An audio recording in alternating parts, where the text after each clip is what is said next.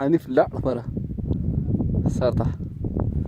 د کښته سر نه چې کوم اوچت غر ښکاري نیم وریځې کې ډوب شو موږ وریځې ته ورسېدو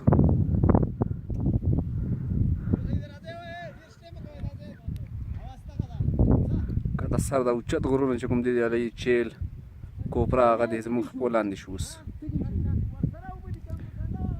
د دې اجري سر دی شنه میدانونه دي پکې